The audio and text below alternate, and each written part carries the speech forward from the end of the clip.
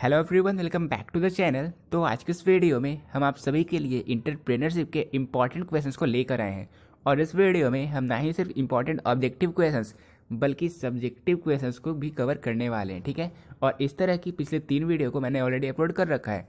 Entrepreneurship की first video, second video, third video को हमने ऑलरेडी अपलोड कर दिया।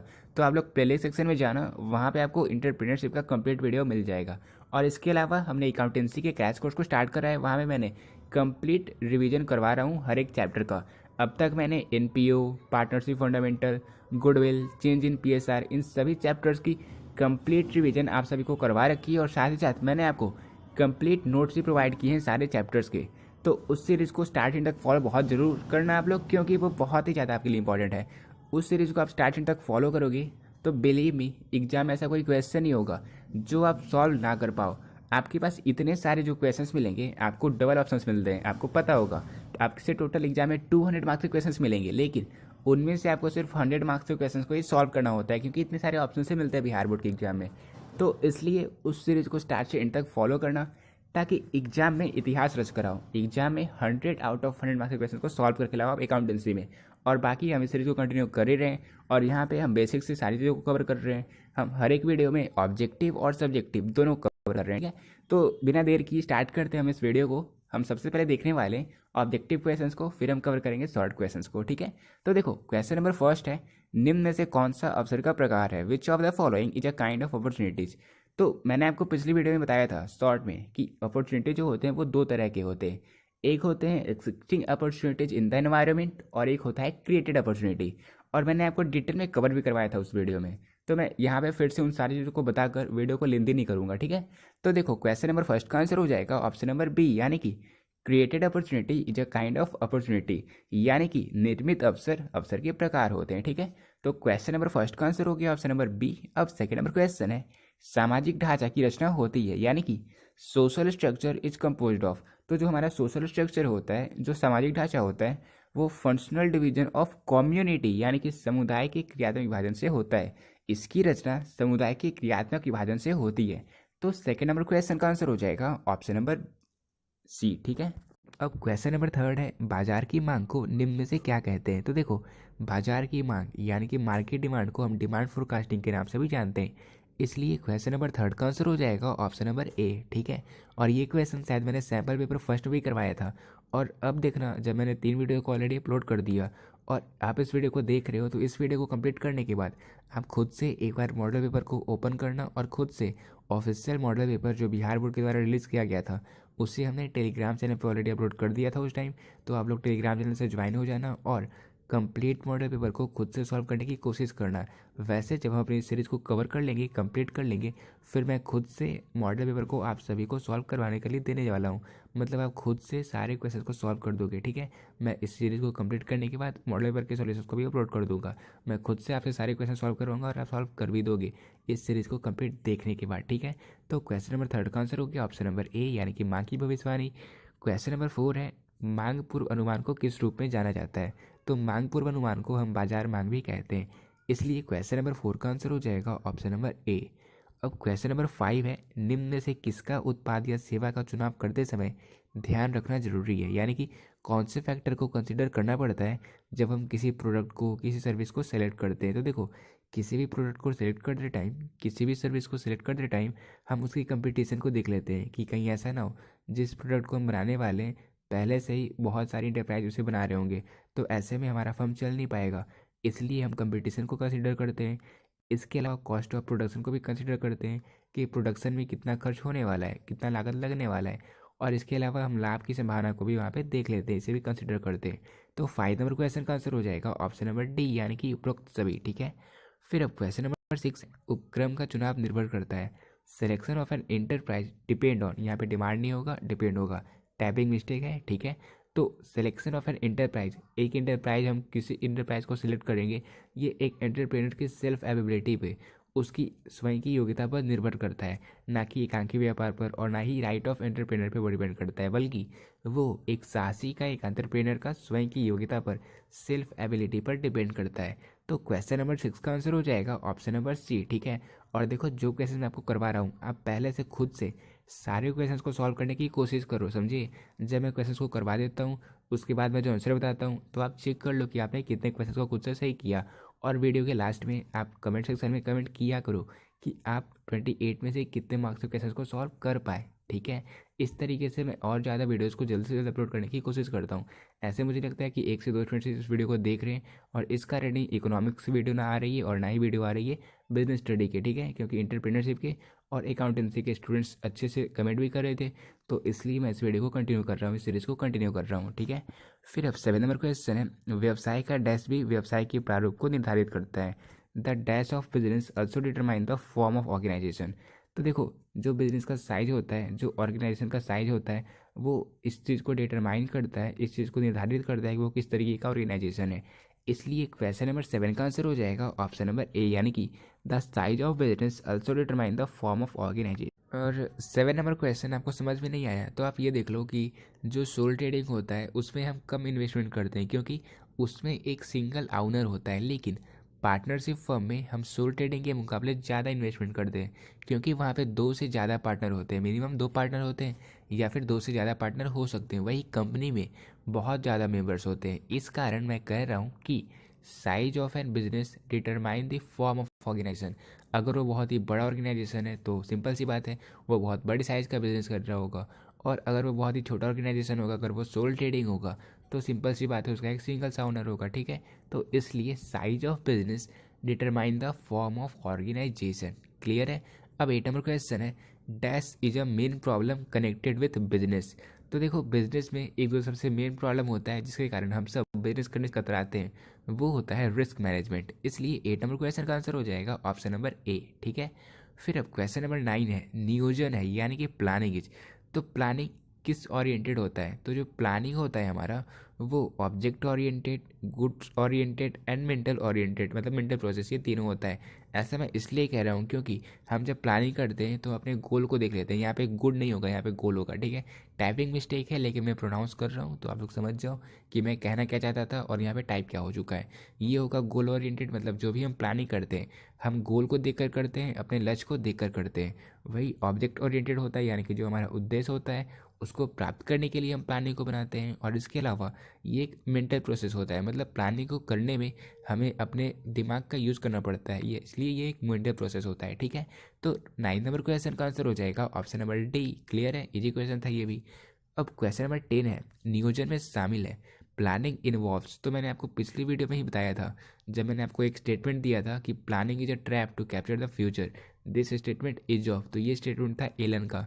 तो वहाँ पे मैंने आपको बताया था कि planning means what to do, how to do and when to do.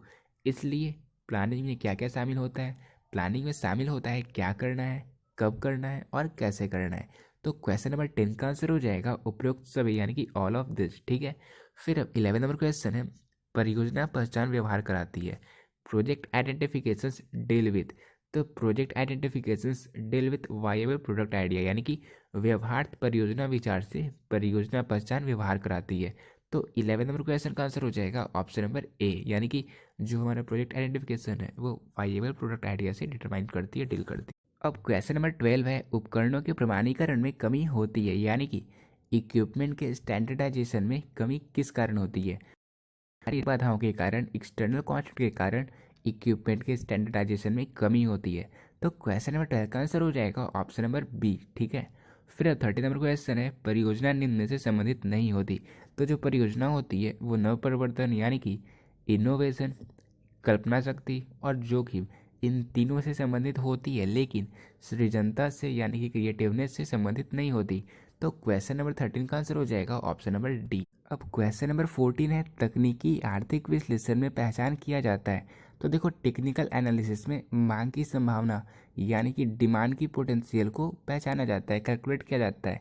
तो 14 नंबर क्वेश्चन का आंसर हो जाएगा ऑप्शन नंबर बी। ठीक है, फिर अब क्वेश्चन नंबर 15 है, निवेश विश्लेषण संबंधित है, यानी कि इनपुट एनालिसिस डील्स विद।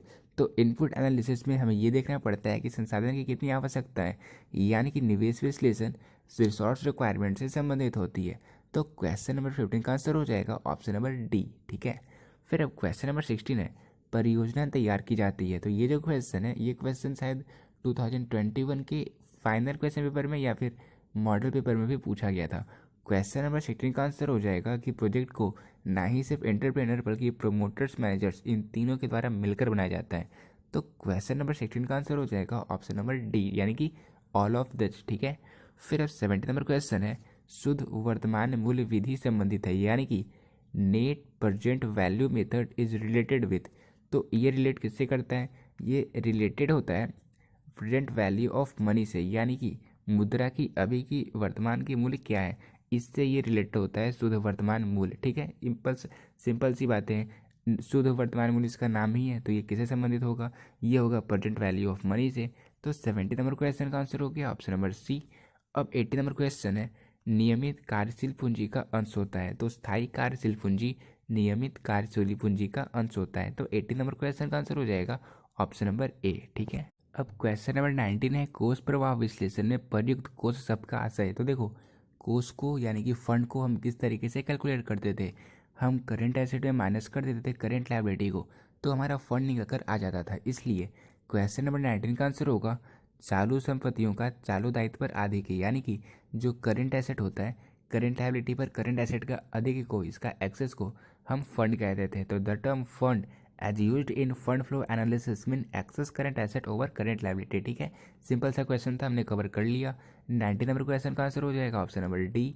अब 20 नंबर क्वेश्चन है, नकद क्रय के कारण स्थायी संपत्ति में वृद्धि है, यानी कि increase in fixed asset due to cash purchases. तो कैश परचेज से जो हमारा फिक्स्ड एसेट में बढ़ोतरी हुआ, वो किसका एग्जाम्पल है? वो एग्जाम्पल है एप्लीकेशन ऑफ फंड का।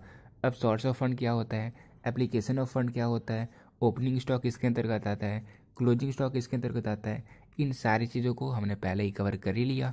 तो जब हमारी फिक्स्ड एसेट में बढ़ोतरी हो रही है तो एप्लीकेशन ऑफ फंड कहलाता है। ठीक है, यानी कि हमने कोष का प्रयोग किया है जिससे हमारी फिक्स्ड एसेट में बढ़ोतरी हुई है। तो 20 नंबर क्वेश्चन का आंसर हो जाएगा ऑप्शन नंबर बी। ठीक है, सिंपल सा क्वेश्चन था। अब 21 नंबर क्वेश्चन है, स्कंद आवर्त अनुपात आता है, यानी कि stock turnover ratio comes under. तो stock turnover ratio activity ratio के अंतर्गत ही आता है। तो 21 नंबर क्वेश्चन का आंसर हो जाएगा ऑप्शन नंबर सी, यानी कि स्कंद आवर्त अनुपात क्रियाशीलता अनुपात के अंतर्गत आता है। फिर अब 22 नंबर क्वेश्चन है, लाभ मात्रा अनुपात। तो ये तो मैंने आपको सैम्पल पेपर फर्स्ट या सेकंड में भी करवाया था। इसका क्या फॉर्मूला होता है? इसका फॉर्मूला होता है contribution divided by sales into 100। इससे हमारा लाभ मात्रा अनुपात निकल कर आ जाता है। तो 22 नंबर क्वेश्चन का आंसर हो जाएगा ऑप्शन नंबर ए, यानी कि contribution divided by sales into 100। फिर अब क्वेश्चन नंबर 23 है, जोखिम पूंजी शिलाधार स्थापित किया गया, risk capital foundation was established in. तो रिस्क कैपिटल फाउंडेशन को इस्टेब्लिश किया गया था 1975 में। तो 23 नंबर क्वेश्चन का आंसर हो जाएगा option number B. Question number 24 है, उद्यमी पूंजी विचार उत्पन्न हुआ, यानी कि venture capital thought was firstly originated in. तो वेंचर कैपिटल का जो थॉट था वो सबसे पहले अमेरिका में उत्पन्न हुआ था।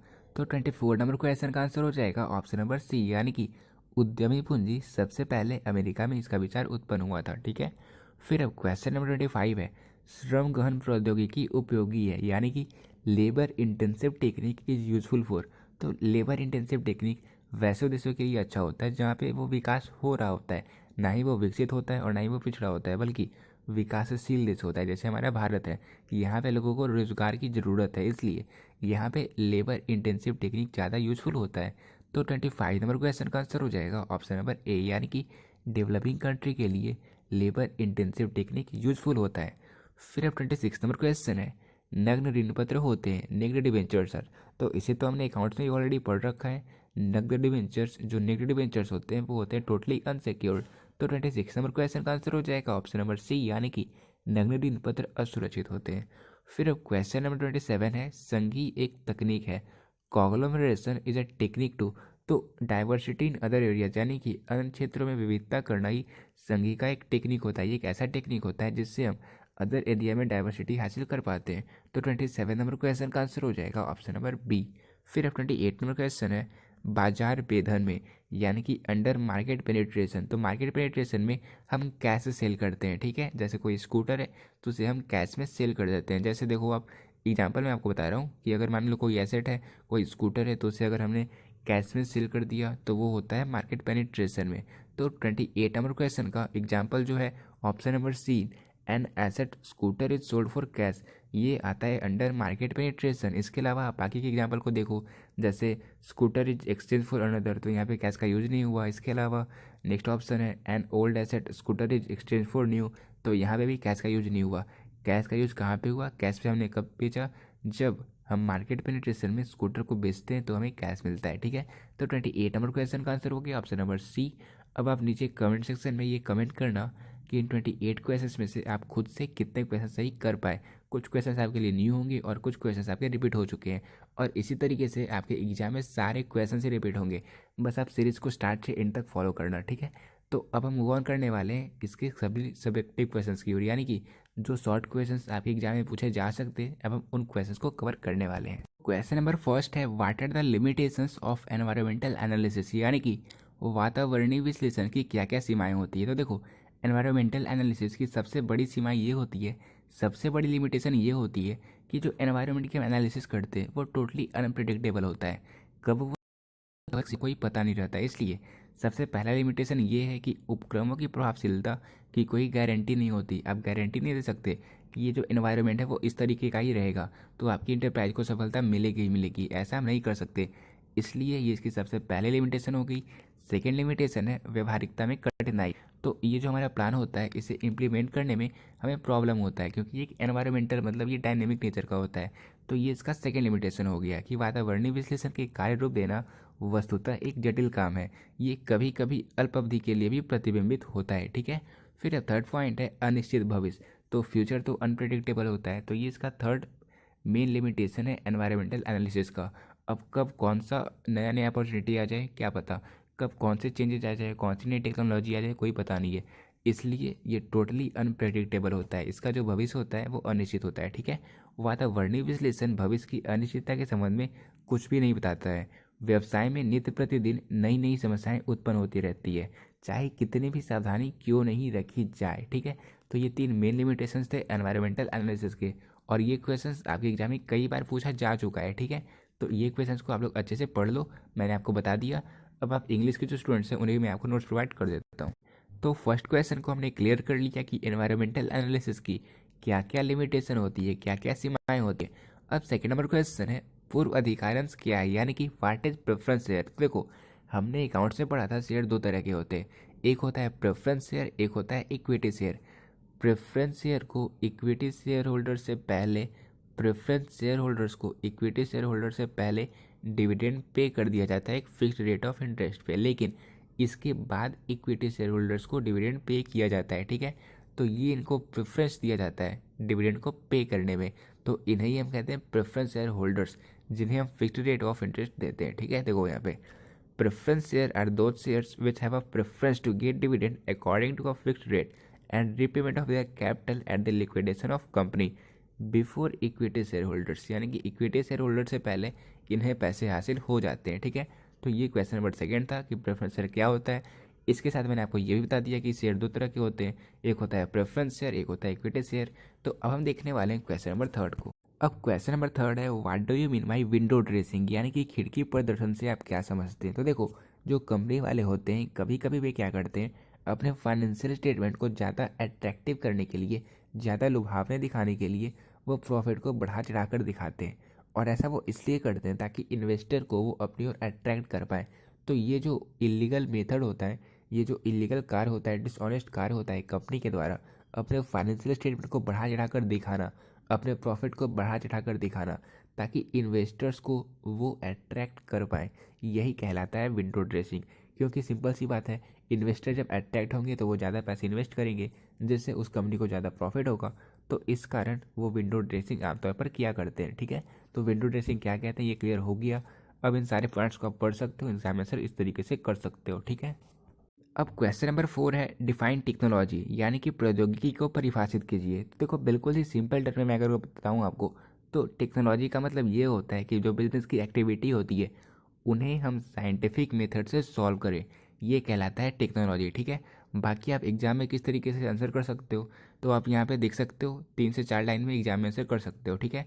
टेक्नोलॉजी में आपको सिंपल टर्म्स में ये बता दिया कि जितने भी मैनेजरियल एक्टिविटी होते हैं, जितने भी बिजनेस की एक्टिविटी होते हैं, उन सभी को साइंटिफिक तरीके से करना, साइंटिफिक तरीके से उन कार्य को कंप्लीट करना कहलाता है टेक्नोलॉजी, ठीक है। क्लियर हो गया ये क्वेश्चन।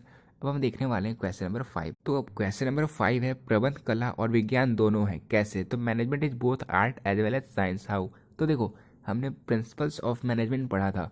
इसका मतलब हमने देखा था कि मैनेजमेंट के प्रिंसिपल्स होते हैं।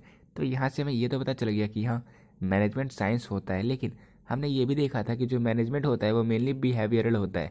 तो इससे हमें ये पता चलता है कि एक आर्ट भी होता है। और हम ये भी देख चुके हैं, बिजनेस स्टडी में बिल्कुल डिटेल में पढ़ चुके हैं हम ऑलरेडी, कि यहाँ पे मैनेजमेंट में हमें एक्सपीरियंस और नॉलेज दोनों की ज़रूरत होती है। यानी कि आर्ट्स और साइंस मैनेजमेंट दोनों है, ठीक है। यहाँ पे हमें एक्सपीरियंस और नॉलेज दोनों की ज़रूरत पड़ती है, इसलिए मैनेजमेंट को आर्ट एंड साइंस दोनों कहा जाता है। और ये क्वेश्चन आपके ऑब्जेक्टिव में, तो या तो ऑब्जेक्टिव में बिजनेस स्टडी में, या तो आपके एंटरप्रेन्योरशिप के पेपर में पूछा जाता ही जाता है, ठीक है। तो क्वेश्चन नंबर 5 भी क्लियर हो गया। अब हम देखने वाले हैं क्वेश्चन नंबर 6 को। अब क्वेश्चन नंबर 6 है, विपणन और विक्रय में अंतर स्पष्ट करें, यानी कि differentiate between marketing and selling. तो देखो, जो हमारा सेलिंग होता है वो मार्केटिंग का ही एक पार्ट होता है, समझे।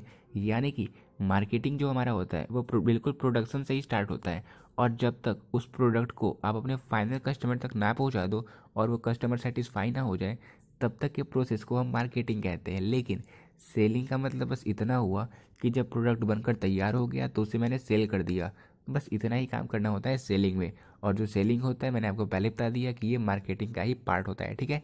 तो देखो, पहला पॉइंट है उद्देश्य। तो विपणन का उद्देश्य ग्राहकों को संतुष्टि प्रदान कर लाभ अर्जित करने से है, यानी कि ये कस्टमर की सेटिस्फैक्शन तक ये जो प्रोसेस होता है वो गुजरता है। कौन सा प्रोसेस? मार्केटिंग का प्रोसेस। लेकिन जो विक्रय होता है, इसका ऑब्जेक्टिव क्या होता है?